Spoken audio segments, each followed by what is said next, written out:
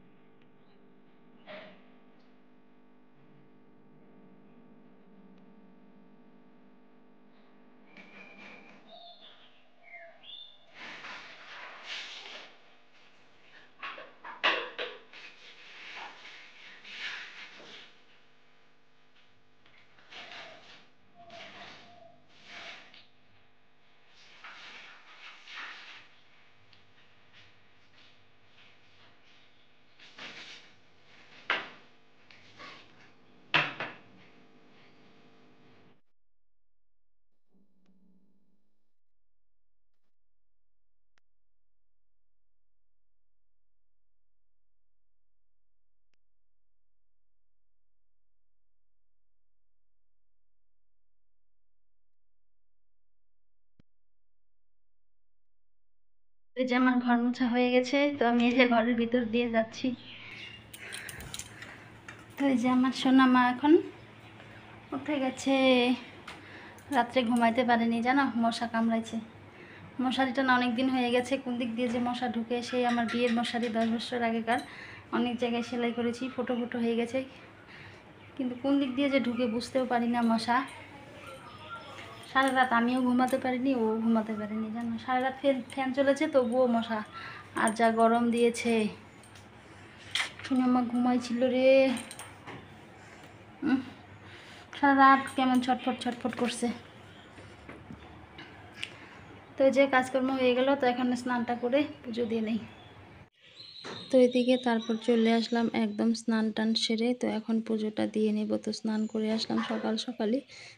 তো সকালে স্নান করলেও কি বলো তো, সেই আবার বিকেলের দিকে কিন্তু স্নান করতে হবে। তো এই যে 2-3 দিন থেকে যা অসহ্য গরম দিয়েছে, মানে থাকাই যাচ্ছে না। তার মধ্যে আমাদের ঘরের আবার সিলিং নেই, টিনগুলো এত গরম হয়ে যাচ্ছে, মোবাইলটা শুদ্ধ আগুনের মতো গরম হয়ে যাচ্ছে। তো বেশি ব্লগ ওই যে বানাতে পারছি না, মোবাইলটা এতটা গরম হয়ে যাচ্ছে। মোবাইলটা সব সময় গরম হয়েই থাকছে, ঘরে থাকছে মোবাইলটা, আর চালালে পরে তো আরও একদম গরম হয়ে যাচ্ছে। তো এই যে বেশি ব্লগ আজকে বানাতেও পারলাম না অতটা সেরকমভাবে। তো এই যে পুজো এখন দিয়ে নিব। তো ফুল তুলতে চলে গেলাম ও পাশের বাড়িতে। ও পাশেও তো দিতে হয় ফুল, জল, তুলসী তলা আছে। তার মধ্যে আমার শ্বশুর মশাইকে ওখানে রেখেছে, সেটার ভিটি আছে। তো ওখানটায় জল ফুল দিয়ে তারপর ঘরে চলে আসব।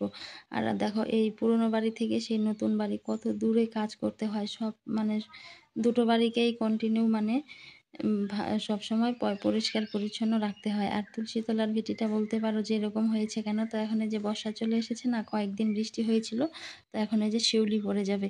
তো এখন আর লেপবো না, শুধু জল দিয়ে ধুয়ে দিব, কারণ এখন লেপলে তো আর লেপা থাকবে না। আর শিউলিগুলো তুলে দিলে মাটিগুলো সব কেটে চলে যাবে। যখন শিউলিগুলো অনেকটা হয়ে যাবে, তখনও কিন্তু দেখতে একটা সুন্দর লাগবে, সবুজ হয়ে যাবে।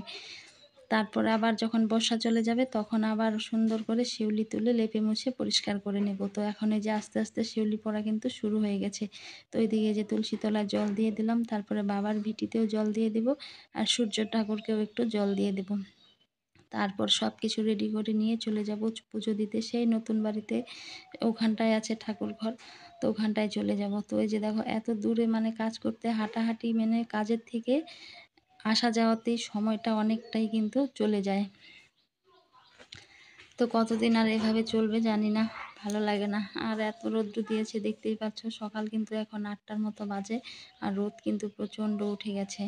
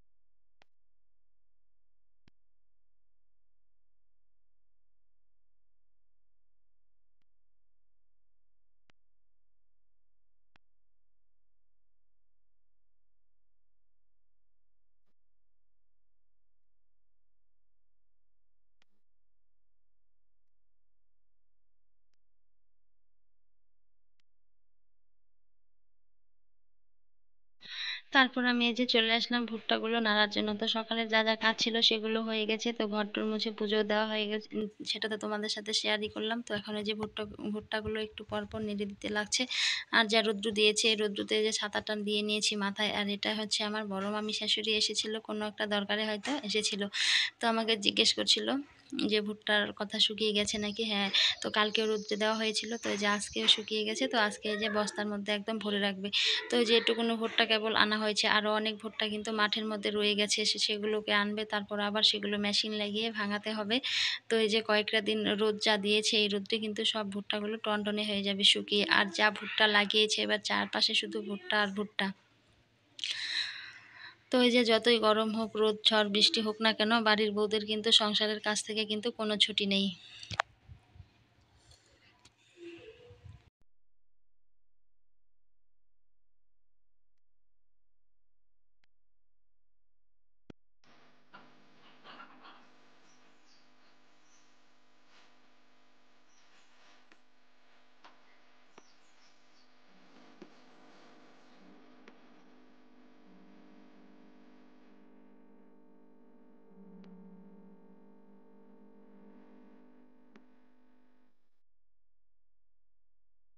তারপরে যে চলে আসলাম রান্না করার জন্য। তো এই যে সকালবেলা মাছ এনেছিল কিছুটা, তো মাছগুলো ধুয়ে টুয়ে কষিয়ে নিয়ে তো একটা তরকারি কিন্তু হয়ে গেছে, তোমাদের সাথে সেটা আর শেয়ার করলাম না। তো এখন এই যে মাছের ঝোলটা রান্না করব, তারপরে ভাত রান্না করব। তার জন্য এই যে লঙ্কাগুলো বেটে নিচ্ছিলাম শিলনোড়াতে। তো লঙ্কাগুলো শিলনোড়াতে কেন বেটে নিচ্ছিলাম, তো যে অর্ধেক কাঁচা আর অর্ধেক শুকনো লঙ্কা দিয়েছিলাম। তো মিক্সিতে করলে না অতটা ভালো হয় না, ছাকড়া ছাকড়া থেকে যায়। আর যেহেতু একটা তরকারির জন্যই করব, অল্প একটু শুধু লঙ্কা বাটা আর পরে একটু জিরা বেটে নেব, এর জন্যই শিলনোড়াতেই বেটে নিচ্ছিলাম। আর যখন বেশি মশলা থাকে তখন তো মিক্সিতেই করে নেই। তো ভাতটা পরে রান্না করব, তরকারি দুটো আগে রান্না করে নিই। আজকের ভিডিওতে না আমি বেশি ভয়েস ওভার দেইনি, তো ভালো লাগছিল না আজকে, একদমই কথা বলতে ইচ্ছে করছিল না। তো ওই যে সামনের দিকটা কিছু কিছু জায়গায় জায়গায় গ্যাপ গ্যাপ দিয়ে ভয়েস ওভার দিয়েছি। জানি না তোমাদের কীরকম লাগবে, ভালো লাগলে কমেন্টের মাধ্যমে অবশ্যই জানিও, আর যদি খারাপ লাগে তবুও তোমরা জানিও কিন্তু আমাকে।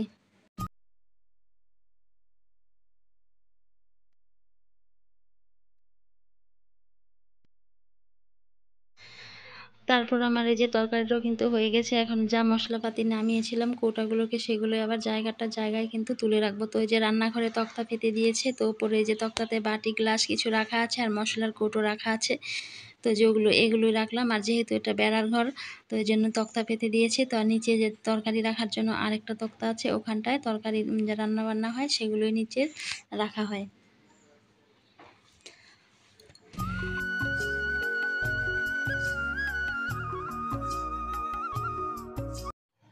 তো এই যে আমরা কিভাবে বাটি গ্লাস মশলার কৌটো রাখি সেগুলোই তোমাদের দেখালাম। এই যে তক্তা পেতে দিয়েছে, যেহেতু পাটশোলার বেড়ার ঘর, তো ওই যে দিক দিকে ফাঁকা ফাঁকা দেখা যাচ্ছে, ওই দিক দিয়ে যে রোদের আলো এসেছে। আর যেখানে একটা পেঁপে কেটে রেখেছিল, পেঁপেটা কিন্তু বেশ মিষ্টি ছিল খেতে।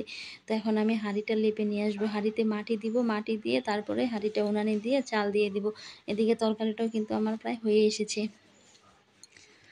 তো যে আজকে বেশি কিছু রান্না করিনি, মাছের ঝোল রান্না করেছি আর ওই যে একটা চচ্চড়ি দিয়েছিল, মাছের তেল ছিল, মাথা ছিল, সেটা দিয়ে চচ্চড়ি করেছি। তো এখন এই যে হাঁড়িটা মাটি দিয়ে নিলাম। তো ওই যে যা রোদ্রু ঘরের সামনেই যে দিয়ে রাখলেই শুকিয়ে যাবে, এত রোদ্রু দিয়েছে ঘরের অর্ধেক ঘরে কিন্তু রোদ্রু চলে গেছে। তাহলে বন্ধুরা আজকের ভিডিওটা এই অবধি, দেখা হবে পরের কোনো ভিডিওতে। ততক্ষণে তোমরা সুস্থ থেকো, ভালো থেকো আর সাবধানে থেকো। Tata, by.